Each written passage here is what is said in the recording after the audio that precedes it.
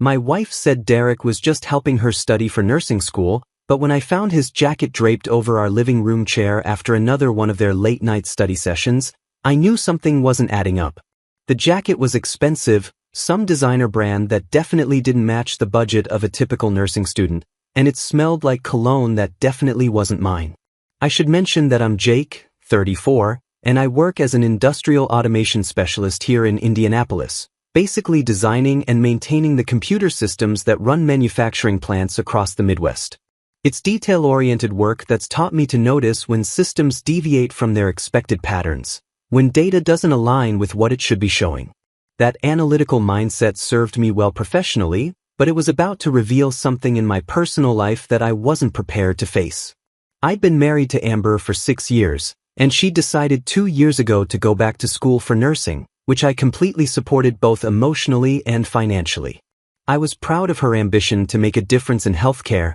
and I'd restructured our entire budget to cover her tuition, books, and living expenses so she could focus on her studies without the stress of working. The program was notoriously demanding, with clinical rotations at various hospitals around Indianapolis, intensive study requirements, and the constant pressure of maintaining grades high enough to eventually land a position at one of the better medical centers in the city. When she first started mentioning Derek from her nursing cohort, I didn't think much of it. Nursing school created tight bonds between classmates who were all struggling through the same challenging curriculum together. Derek was apparently a few years older, had some prior medical experience, and was helping Amber through the particularly challenging pediatric rotation that was known for breaking students who couldn't handle the emotional demands of working with sick children. Amber would come home exhausted but talking about how Derek really understood the material and had this gift for explaining complex medical concepts in ways that clicked for her, and honestly,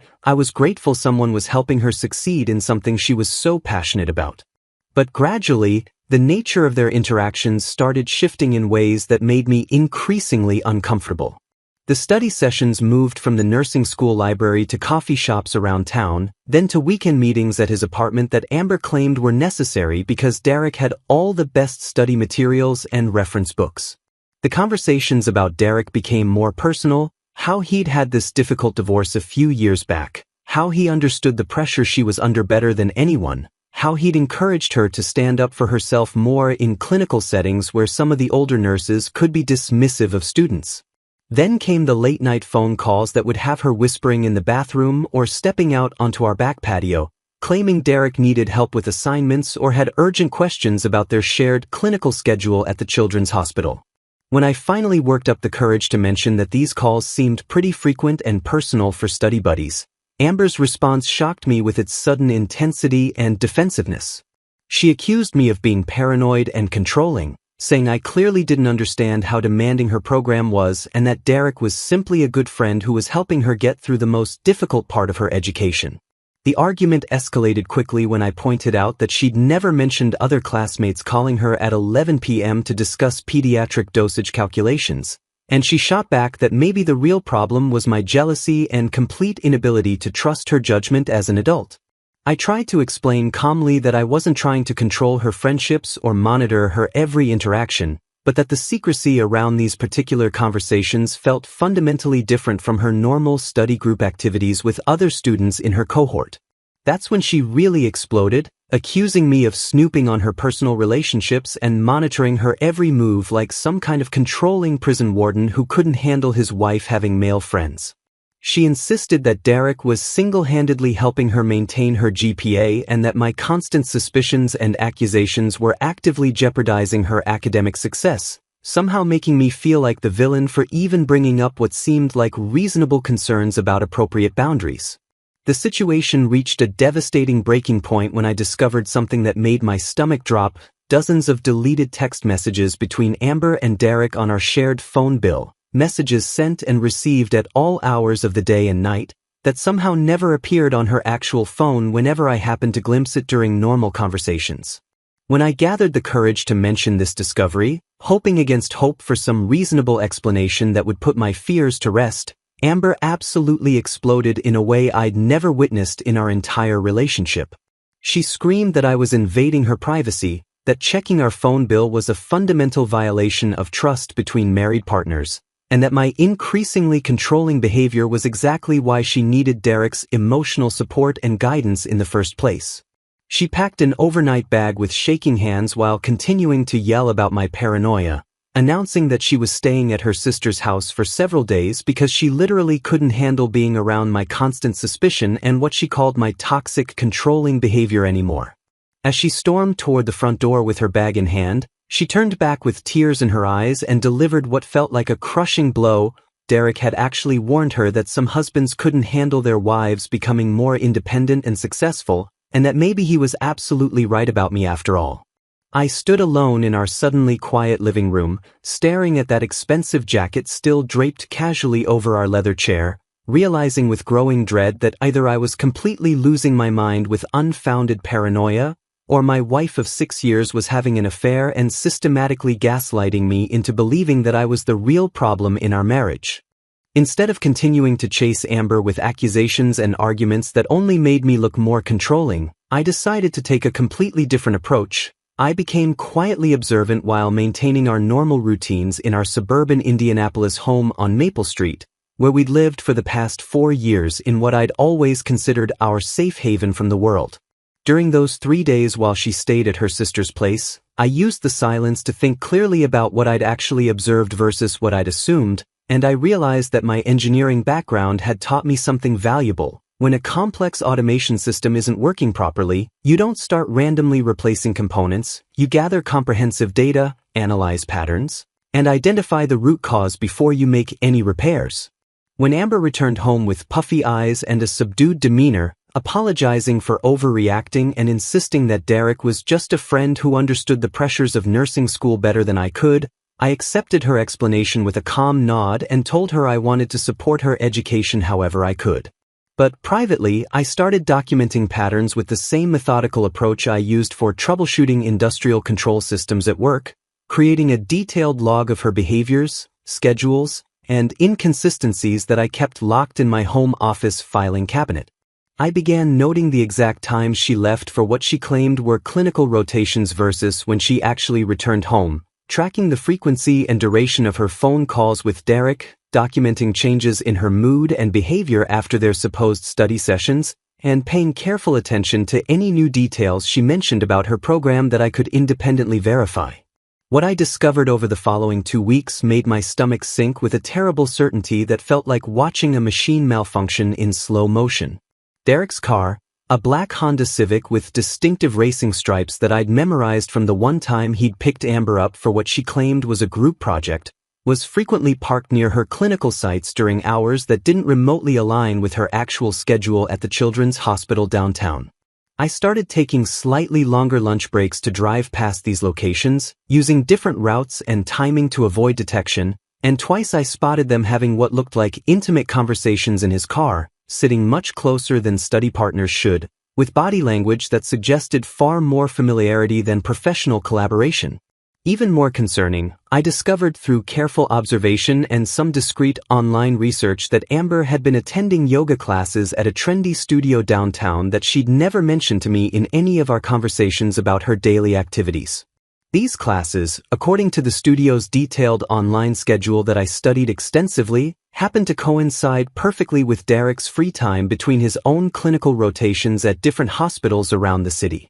When I casually asked about her new interest in yoga during dinner one evening, trying to keep my tone light and supportive, she claimed without hesitation that she'd been going to the campus gym for stress relief and meditation, which was clearly a calculated lie since I'd called the campus recreation center the next day and confirmed she hadn't checked in there in over 3 months. The deception was becoming systematic and sophisticated, requiring advanced planning and coordination that went far beyond a casual friendship or even an emotional affair that had gotten slightly out of hand. This was a deliberate, ongoing betrayal that involved creating elaborate cover stories and maintaining multiple false narratives. Rather than confronting her with this new evidence and risking another explosive argument that would only put her on guard and potentially drive the affair further underground, I made a decision that felt both terrifying and absolutely necessary for protecting my future. I contacted a private investigator who specialized in matrimonial surveillance. My divorce attorney colleague from our monthly engineering networking group at the downtown Marriott had mentioned a guy named Rodriguez who ran a discreet investigative firm and had experience with adultery cases,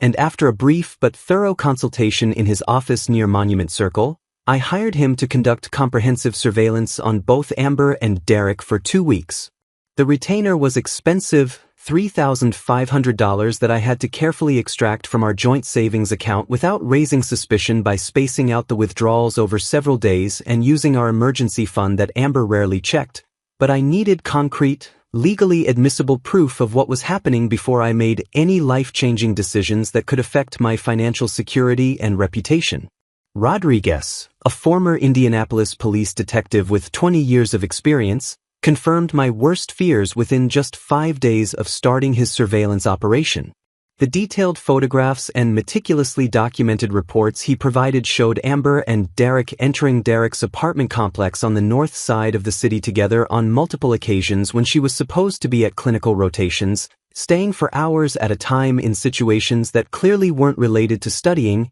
and engaging in obviously romantic behavior including passionate kissing, intimate hand-holding, and prolonged embraces in his car and outside various restaurants around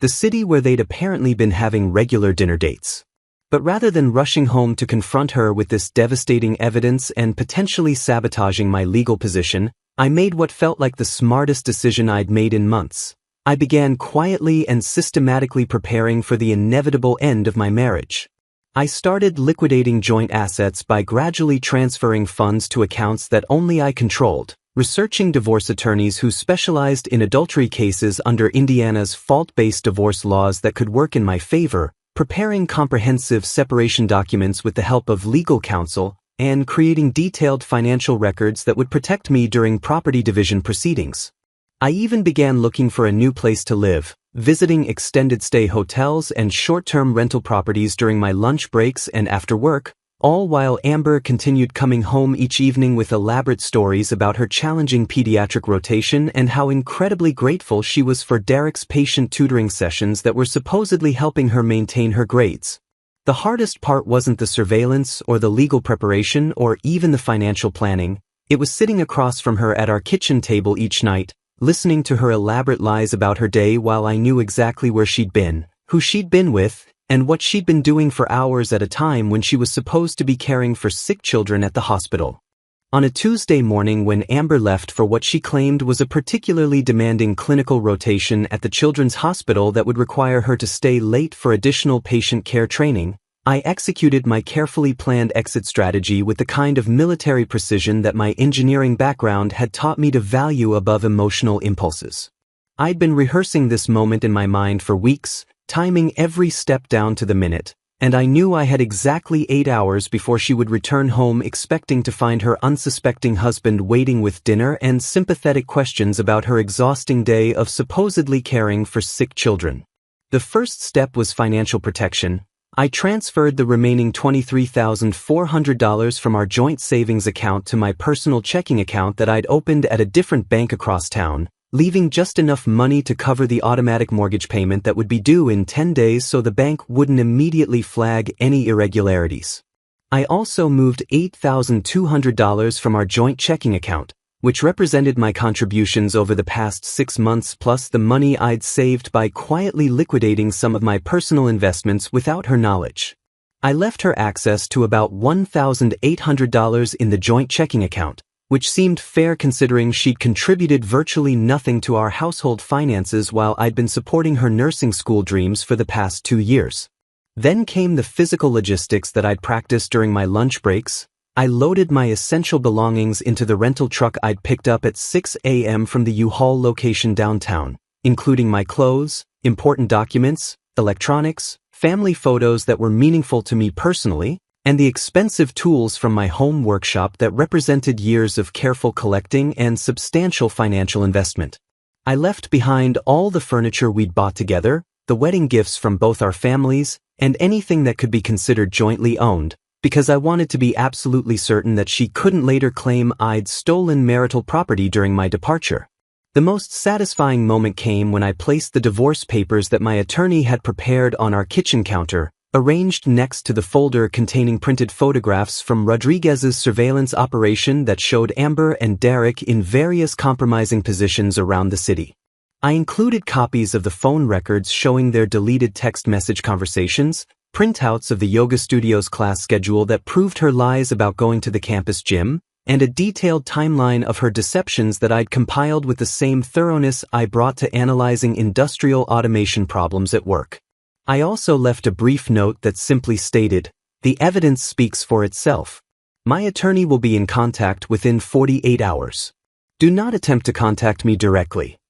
I drove my loaded rental truck to the extended stay hotel I'd already reserved on the other side of Indianapolis, a clean and comfortable place near my office that offered monthly rates and would give me time to find a permanent apartment without the pressure of hasty decisions made during emotional turmoil. After checking in and beginning to organize my temporary living space, I took care of the final logistical details that would ensure my complete separation from Amber's ability to manipulate or contact me. I changed my cell phone number through my carrier's online portal, updated my address with my bank, credit cards, and employer's HR department, and modified my direct deposit information to ensure my paychecks would go to accounts that only I controlled. However, I deliberately kept our shared home security system linked to my new phone, because I wanted to monitor exactly when Amber returned home and witnessed the destruction of the fantasy life she'd been living at my expense for months. The smart home system we'd installed the previous year included cameras at the front door, motion sensors throughout the house, and smartphone alerts that would tell me precisely when she discovered my departure and the evidence of her affair. I spent the afternoon setting up my temporary office space in the hotel room, connecting my laptop to the secure Wi-Fi network, and preparing to work remotely for the next few days while the initial shock of my departure settled. Around 3 p.m., I sent a single text message to Amber's number that I knew she'd see when she checked her phone during her supposed clinical rotation. "Check the kitchen counter when you get home, then call Derek. You'll both want to hear what I have to say about your future." I didn't explain what she'd find or why Derek needed to be involved, because I wanted her to discover the evidence naturally and react authentically without having time to prepare her responses or coordinate her story with her lover. The beauty of my plan was that she'd been so confident in her deception, so certain that I was the naive and trusting husband who would never catch on to her sophisticated lies, that she'd have no prepared strategy for dealing with concrete evidence of her betrayal. I settled into my hotel room with a sense of calm determination, knowing that within a few hours, Amber would return home expecting to continue her double life, only to discover that her world had completely collapsed while she was supposedly caring for pediatric patients. The next phase of my plan would depend entirely on how she and Derek reacted to being exposed, but I was confident that people who had built their relationship on lies and deception wouldn't handle the pressure of public accountability with grace or dignity. I ordered takeout from a restaurant I'd always wanted to try but never could because Amber always insisted on places that fit her image of sophisticated dining, opened a beer that I'd bought specifically for this moment, and waited for the security system notifications that would tell me my marriage was officially over. When Amber discovered the evidence and divorce papers scattered across our kitchen counter at exactly 6:47 p.m. according to the motion sensor alerts on my phone, she immediately called Derek in what I can only describe as complete panic and desperation, and thanks to our smart home system that I still controlled remotely through the administrative account she'd never known existed, I was able to listen to every single word of their conversation through the kitchen's voice-activated speaker that remained connected to my personal account. The first thing I heard was Amber's voice, trembling with terror and disbelief, frantically explaining to Derek that I'd somehow discovered their affair and had left comprehensive photographic evidence of their relationship along with formal divorce papers that meant I was completely serious about ending our 6-year marriage immediately. Derek's initial response revealed his true character and priorities with shocking clarity. Instead of expressing genuine concern for Amber's emotional state or taking any responsibility for his central role in destroying my marriage, he immediately started asking cold, practical questions about what specific evidence I'd gathered, whether any of the photographs showed his face clearly, and if there was any way to minimize the potential damage to his own reputation and career prospects in the competitive nursing field. When Amber read him detailed portions of Rodriguez's surveillance report that documented their activities at his apartment on Meridian Street, their romantic dinners at upscale restaurants around downtown Indianapolis, and their intimate physical moments in his car outside various locations throughout the city. Derek's voice became increasingly agitated and defensive rather than supportive or loving toward the woman he'd supposedly been patiently helping through her challenging pediatric nursing program. I could hear Amber shuffling through the papers and photographs, describing each piece of damning evidence while her voice broke with the realization that her secret relationship had been completely exposed and documented with professional thoroughness. Then came the revelation that would shatter whatever remaining illusions Amber might have harbored about Derek's intentions, character, and genuine feelings for her during their months of deception. When she desperately asked him what they were going to do now that their relationship was completely exposed and whether he was prepared to support her emotionally and financially through the inevitable divorce proceedings that would follow, Derek delivered a series of crushing blows that I could hear clearly through the smart speaker system I'd strategically left active. He admitted with brutal, calculated honesty that he'd been systematically lying to Amber about virtually every important aspect of his life, his intentions, and his availability from the very first day they'd met in their nursing cohort at the university. Derek confessed with shocking callousness that he was actually married to a woman named Linda who was currently recovering from major surgery to remove a potentially fatal brain tumor, and that he had 2 young children aged 6 and 8 who had absolutely no idea their father was conducting an affair with a fellow nursing student while their mother fought for her life in intensive care at University Hospital. The conversation revealed the sophisticated web of lies that Derek had constructed to maintain his double life. He'd been telling his sick wife Linda that he was working overtime shifts and extra clinical rotations to pay for her mounting medical bills and experimental treatments, while simultaneously convincing Amber that I was an emotionally abusive and controlling husband who didn't appreciate her intelligence, ambition, or potential for success in the healthcare field. I listened in growing fascination and anger as Derek cruelly explained to the increasingly hysterical Amber that she had been nothing more than a convenient and easily manipulated sexual outlet during an extremely stressful period in his life when his wife was too sick from chemotherapy treatments to meet his physical and emotional needs. He told her with devastating honesty that he'd never had any serious intention of leaving his family or building a genuine long-term relationship with her, and that he'd simply enjoyed the ego boost and temporary escape that came from having a younger, more attractive woman worship him and believe he was more sophisticated, successful, and worthy than her supposedly boring and unappreciative husband. Derek's words became increasingly vicious and psychologically cruel as Amber's desperation and emotional breakdown intensified, and he actually told her that she'd been pathetically easy to manipulate and control because she was so obviously starving for male attention, validation, and approval that she'd believe whatever lies he told her about her marriage, her worth as a person,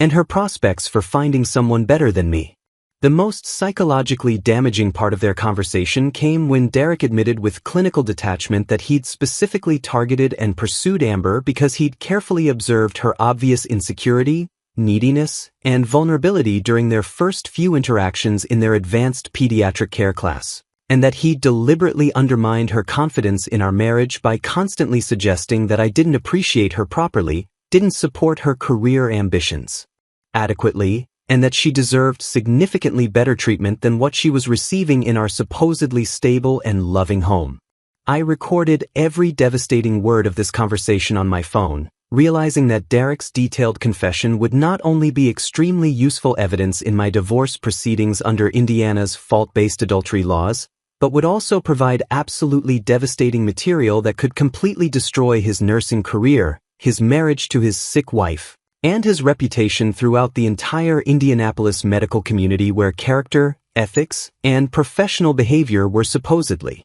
fundamental requirements for advancement and respect.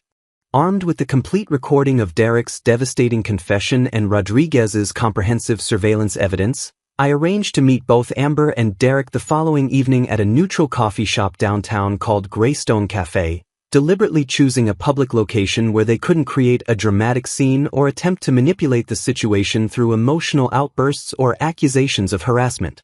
I sent a simple text message to both of their phones that afternoon stating I would be there at 7 p.m. and that they needed to attend together if they wanted any chance of minimizing the consequences of their affair for their respective futures, careers, and reputations. When they arrived looking haggard and defeated, Amber with red, swollen eyes from crying and Derek wearing an expensive suit that seemed designed to project authority he clearly didn't possess, I was already seated at a corner table with a detailed evidence folder organized with the same methodical precision I brought to engineering projects at work. My calm demeanor and professional appearance clearly surprised them both, as they'd probably expected to find me emotionally devastated, angry, or desperate to negotiate some kind of reconciliation that would preserve their secret relationship. Instead, I greeted them with polite acknowledgement and immediately opened the folder to reveal printed photographs of their affair, detailed surveillance reports, phone records documenting their deleted conversations,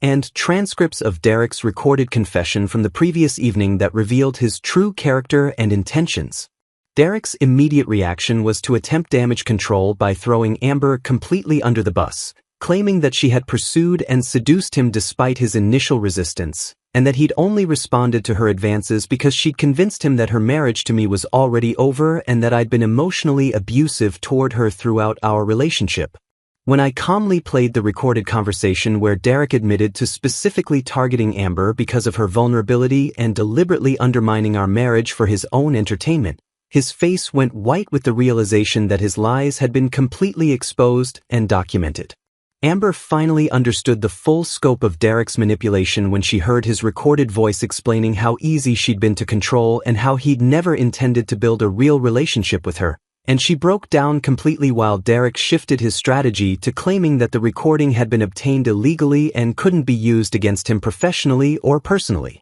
That's when I delivered the most satisfying part of my carefully planned confrontation. I placed my phone on the table, dialed Derek's wife Linda's number that I'd obtained through the hospital's directory, and put the call on speaker so that everyone in our immediate area could hear Derek's sick wife answer the phone from what sounded like her hospital room. When Linda answered with a weak voice asking why someone was calling her husband's number, I calmly identified myself as Jake, Amber's husband, and explained that I had some important information about Derek's activities during her illness that she needed to hear for her own protection and legal planning. I then played a carefully edited portion of the recorded conversation where Derek admitted to using Amber for sex while Linda was receiving cancer treatments, confessed that he'd been lying about working overtime to pay for medical bills, and revealed that he'd been spending money on romantic dinners and hotel rooms while claiming financial stress from her medical expenses. The silence on Linda's end of the phone lasted for what felt like several minutes before she asked me to send her copies of all the evidence I'd gathered, thanked me for giving her the information she needed to protect herself and her children, and hung up without saying a single word to Derek, who sat frozen in apparent shock at the table.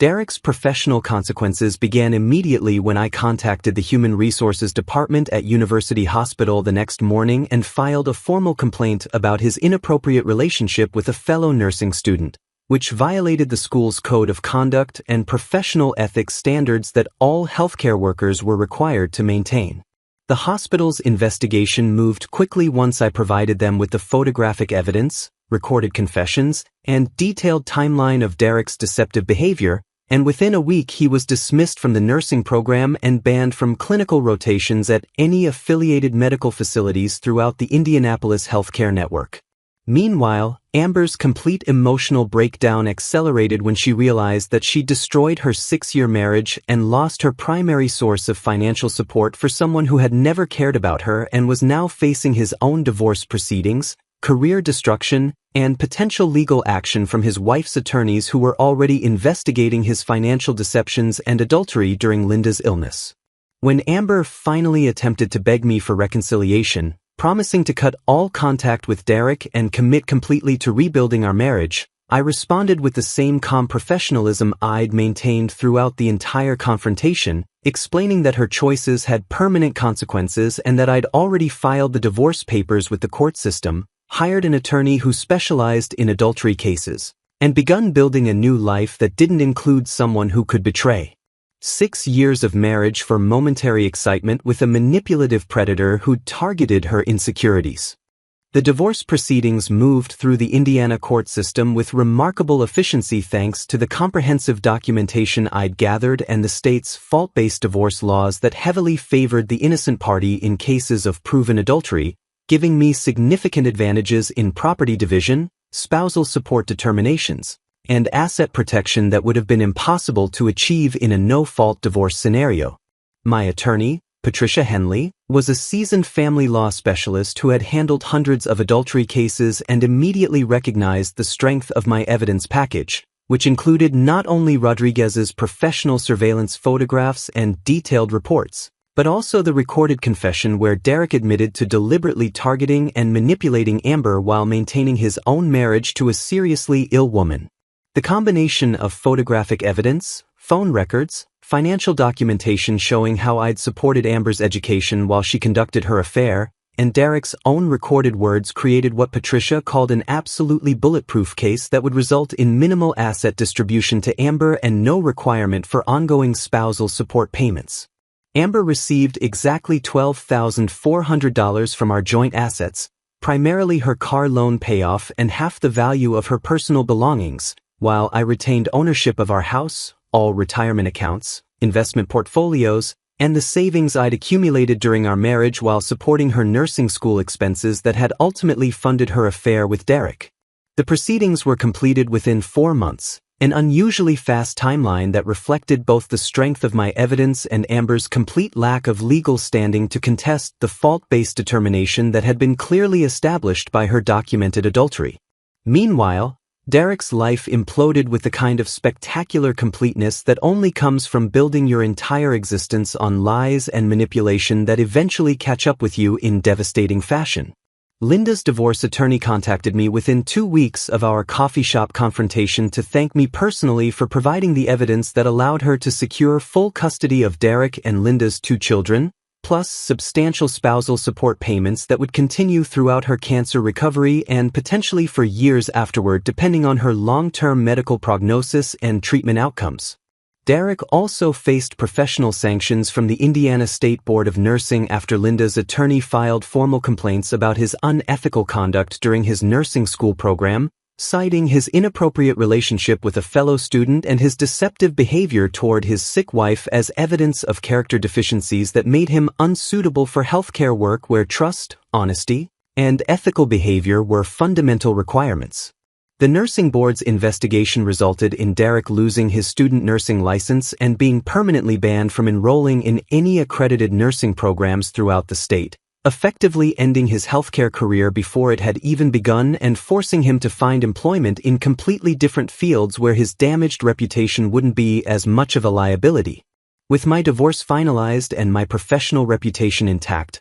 I made the decision to accept a promotion transfer that my company had been offering me for months, a senior automation engineer position at their Phoenix, Arizona facility that came with a substantial salary increase and the opportunity to work on cutting-edge renewable energy projects that aligned perfectly with my long-term career goals and personal interests in sustainable technology. The timing was perfect for a complete fresh start in a new city where nobody knew about my failed marriage or the circumstances that had led to my divorce, allowing me to focus entirely on rebuilding my life according to my own values and priorities rather than trying to accommodate someone else's deception and betrayal. I sold our Indianapolis house within 6 weeks of my divorce being finalized, netting a substantial profit that I used as a down payment on a modern townhouse in Scottsdale with mountain views, upgraded appliances, and a home office space where I could work remotely when needed without being reminded of the lies Amber had told while supposedly studying for her nursing career in our old house.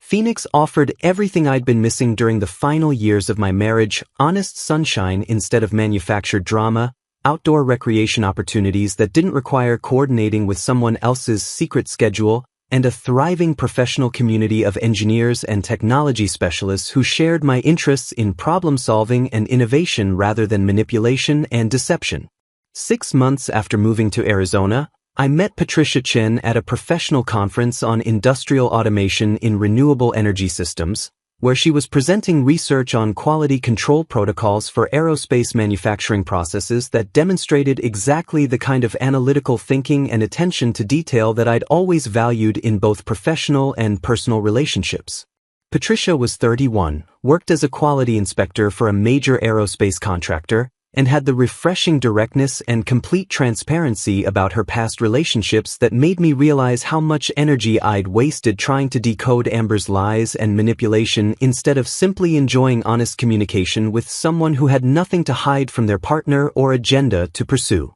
2 years later, I learned through mutual friends back in Indianapolis that Amber had never completed her nursing program and was working as a retail manager at a department store in a suburban mall, having gained a reputation throughout our former social circle for creating relationship drama and burning bridges with anyone who questioned her version of events about our divorce.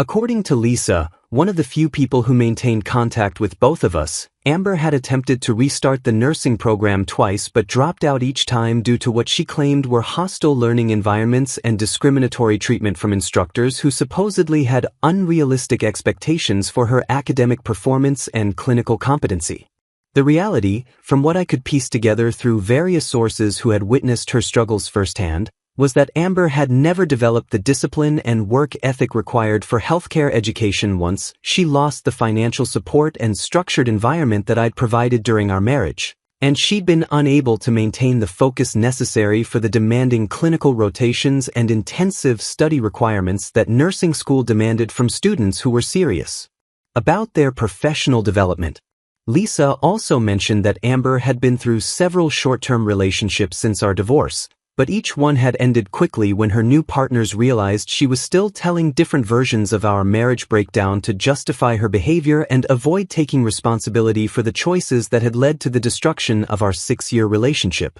Derek's situation had become even more catastrophic than I'd anticipated when I'd first exposed his deception and manipulation during our coffee shop confrontation 2 years earlier. His marriage to Linda had ended in a costly divorce settlement that left him financially devastated and struggling to maintain his court-ordered child support payments. He'd lost his nursing license permanently and was now working in medical device sales in another state where his damaged reputation wouldn't be as immediately recognizable. And according to Linda's attorney, who occasionally updated me on Derek's ongoing legal obligations, he was facing potential contempt of court charges for falling behind on his spousal support payments while Linda continued her cancer treatments. I genuinely felt satisfied knowing that both Amber and Derek were experiencing the natural consequences of their choices to build a relationship on lies, manipulation, and betrayal of people who had trusted them completely, but I'd reached a point in my emotional recovery where their struggles felt like distant news about people I'd once known rather than sources of ongoing emotional investment or vindictive pleasure. The justice they were experiencing felt complete and appropriate without requiring any additional effort or attention from me, which represented a significant evolution in my thinking from the angry determination I'd felt during the investigation and confrontation phases of ending my marriage. Meanwhile, Patricia and I were engaged and living together in our modern Phoenix townhouse, where I'd learned to trust my instincts about people and situations while valuing the kind of honest communication that Amber had never been capable of providing during our 6 years of marriage. Our relationship had developed naturally based on shared interests, mutual respect, and the kind of transparency that made every day feel refreshing rather than exhausting, and I discovered what it meant to be with someone who actively chose to include me in their decisions rather than manipulating situations to exclude me from important aspects of their life while making me feel controlling for asking reasonable questions. The contrast between my marriage to Amber and my relationship with Patricia was so stark that I sometimes wondered how I'd tolerated the constant uncertainty, secrecy, and emotional manipulation for as long as I had before finally gathering the evidence and courage necessary to end a relationship that had been slowly destroying my sense of reality, self-worth, and ability to trust my own perceptions about suspicious behavior. Patricia's approach to potential relationship challenges was everything that Amber's had not been. When a male colleague from her quality inspection team was assigned to travel with her for a week-long training program at an aerospace facility in Seattle, she immediately discussed the situation with me, included me in conversations about the professional nature of the trip, and proactively addressed any concerns I might have about the arrangement before finalizing her travel plans with her supervisor. Standing in our kitchen one evening while Patricia openly explained the details of her upcoming work travel and asked for my thoughts about the colleague who would be accompanying her, I realized with profound gratitude that I'd learned to recognize and appreciate real partnership, which meant transparency and inclusion rather than accusations of paranoia when reasonable questions were asked about potentially sensitive situations that could affect our relationship. The difference between Patricia's natural impulse to include me in decisions that could affect our relationship and Amber's systematic campaign to exclude me while making me feel controlling for wanting basic information about her activities represented a fundamental shift in my understanding of what healthy relationships actually looked like when both people were committed to honesty, mutual respect, and building trust through consistent actions rather than manipulative words. I'd learned to trust my analytical instincts about people and situations rather than allowing myself to be gaslighted into believing that reasonable concerns about suspicious behavior were evidence of personal inadequacy or controlling tendencies. And I developed the confidence to expect transparency and honesty as basic requirements in any serious relationship rather than luxuries that I should feel grateful to occasionally receive from someone who claimed to love me.